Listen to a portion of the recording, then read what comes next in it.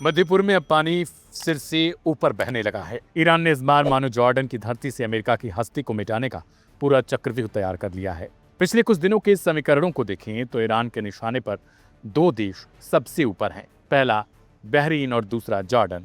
Jordan, जो अब तक इसराइल पर होने वाले हर हमले में एक मजबूत ढाल बनता था, आज खुद बारूद के ढेर पर खड़ा हो चुका है। लेकिन इस बार ईरान केवल मिसाइलें नहीं दाग रहा, बल्कि वह जॉर्डन की जनता के दिलों में अमेरिका के खिलाफ एक ऐसी नफरत की आग भड़काने लगा जिसे बुझाना नामुमकिन हो सकता है। अमेरिका और ईरान के बीच शांति समझौता टूटने के बाद से दोनों ओर से ताबड़तोड़ हमले जारी हैं। इसी बीच ईरान की सबसे खूंखार और ताकतवर सेना ईरानी रिवॉल्यूशनरी गार्ड कॉर्प्स यानी IRGC ने जॉर्डन में बने अमेरिकी एयरबेस को अपनी घातक बैलिस्टिक मिसाइलों से दहला दिया। हमले के तुरंत बाद IRGC ने सीना ठोककर इस हमले की जिम्मेदारी भी ली। उन्होंने अपने बयान में कहा, आज तड़के नसरत 2 ऑपरेशन की दूसरी लहर के तीसरे चरण में या लिसारात अल हुसैन के पवित्र नारे के साथ हमारे लड़ाकों ने जॉर्डन में स्थित अमेरिकी एयरबेस के मुख्य ठिकानों और अमेरिकी सैनिकों के बैरकों को तबाह कर दिया। दूसरी तरफ जॉर्डन का दावा है कि उन्होंने अपनी सीमा में घुस रही ईरान की 4 मिसाइलों को हवा में मार गिराया। हालांकि जॉर्डन ने अभी तक किसी बड़े नुकसान या सैनिकों के मारे जाने की पुष्टि नहीं की,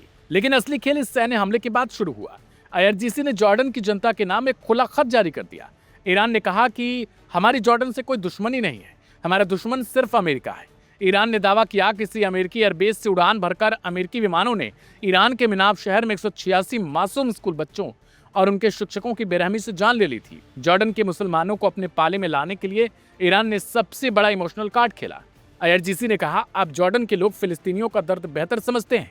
आपने गजा में 70,000 बेगुनाह और 20,000 मासूम बच्चों का कत्लेआम देखा है। हमारा यह हमला उस क्रूर इसराइल और अमेरिका के खिलाफ एक न्यायपूर्ण कार्रवाई है। ईरान अब जॉर्डन की जनता से सीधे तौर पर बगावत की मांग करने लगा है। IRGC ने अपील की है, अगर जॉर्डन के नागरिक अपनी सरकार पर दबाव बनाकर अमेरिकी ठिकानों को अपने देशों से बाहर खदेड़ दें तो यह सीधे तौर पर फिलिस्तीन की मदद होगी और पूरे क्षेत्र में अमन बहाल होगा। बयान के आखिर में ईरान ने जॉर्डन की जनता को एक गहरा मजहबी संदेश देते हुए कहा, यदि तुम अल्लाह की मदद करोगे तो अल्लाह तुम्हारी मदद करेगा और तुम्हें और भी ज्यादा मजबूती देगा। साफ है कि ईरान अब सिर्फ मिसाइलों से नहीं बल्कि अमेरिका के खिलाफ मनोवैज्ञानिक जंग भी लड़ने लगा है। क्या जॉर्डन की जनता ईरान की इस अपील के बाद सड़कों पर उतरेगी? क्या अमेरिका इसका और भयानक बदला लेगा? फिलहाल ये युद्ध बेहद खतरनाक मोड़ पर पहुंचता हुआ दिखाई दे रहा है।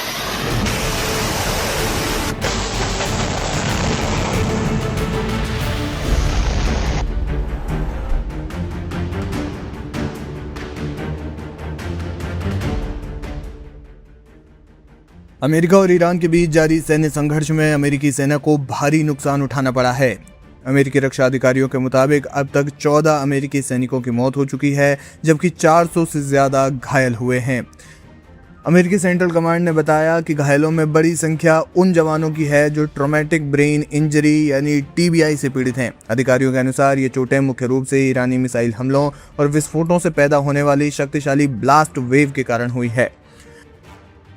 अमेरिकी सैन्य अधिकारियों का कहना है कि TBI इस युद्ध की सबसे गंभीर चिकित्सीय चुनौती बनकर उभरी है। इस तरह की चोट में बाहरी घाव कम दिखाई देते हैं, लेकिन विस्फोटों से उत्पन्न दबाव तरंगें मस्तिष्क को गंभीर नुकसान पहुंचाती हैं।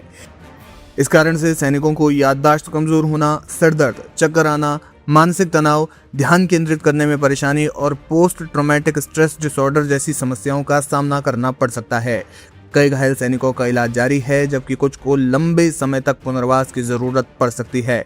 इसी बीच 1 जुलाई को अरब सागर में हुए अमेरिकी नौसेना के हेलीकॉप्टर हादसे को लेकर भी नई जानकारी सामने आई है। शुरुआत में अमेरिकी नौसेना ने इसे इमरजेंसी लैंडिंग बताया था और कहा था कि शुरुआती जांच में ऐसा कोई संकेत नहीं मिला कि ये किसी दुश्मन के हमले या शत्रुतापूर्ण कार्रवाई का नतीजा था। हालांकि बाद में पुष्टि हुई कि इस दुर्घटना में एक अमेरिकी पायलट की मौत हो गई है।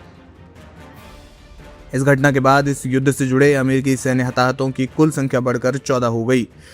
हालांकि यह आंकड़ा अमेरिका की ओर से जारी किया गया है, लेकिन ईरान इससे कई बड़ा नंबर बताता है। यानी कि ईरान मानता है कि अमेरिका जो है वो सैनिकों की मौतों की संख्या कम बता रहा है और उसके हमलों में इससे कहीं ज्यादा सैनिकों की मौत हुई है।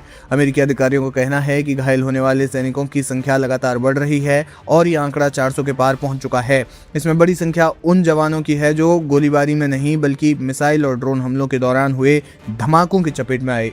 सैन्य विशेषज्ञों का मानना है कि आधुनिक आधुनिक युद्धों में ब्लास्ट वेव से होने वाली मस्तिष्क की चोटें सबसे बड़ी चुनौती बनती जा रही हैं और इसका असर कई वर्षों तक सैनिकों के स्वास्थ्य पर पड़ सकता है। हालांकि इस पूरे घटनाक्रम में एक और महत्वपूर्ण पहलू सामने आया है। अमेरिका ने आधिकारिक तौर पर 14 सैनिकों की मौत और 400 से ज्यादा के घायल होने की पुष्टि की है, लेकिन ईरान का दावा इससे कहीं ज्यादा बड़ा है।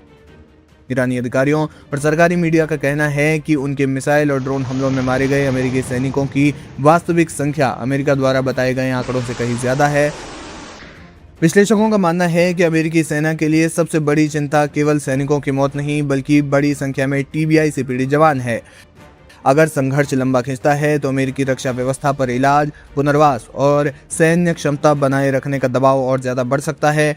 दूसरी ओर ईरान लगातार अपने हमलों को प्रभावी बताते हुए अमेरिकी नुकसान को आधिकारिक आंकड़ों से कहीं ज्यादा बता रहा है। ऐसे में जंग के मैदान में अभी हालात बहुत गंभीर है और आने वाले समय में ये संख्या और ज्यादा बढ़ने की उम्मीद जताई जा रही है।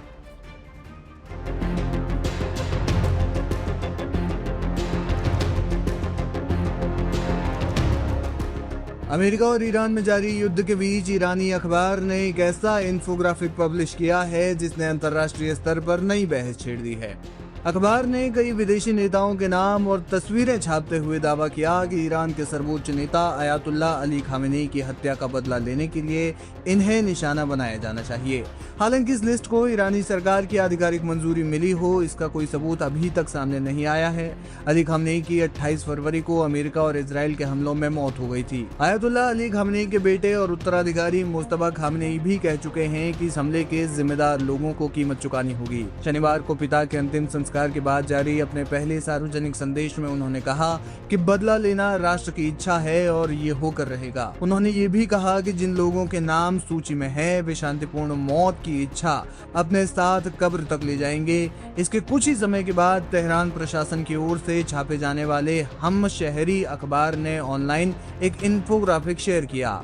इसमें 13 विदेशी नेताओं की तस्वीरें मुस्तफा खामेनी के बयान के साथ प्रकाशित की गई थी। हालांकि रविवार को प्रिंट कॉपी में ये सूची प्रकाशित नहीं हुई।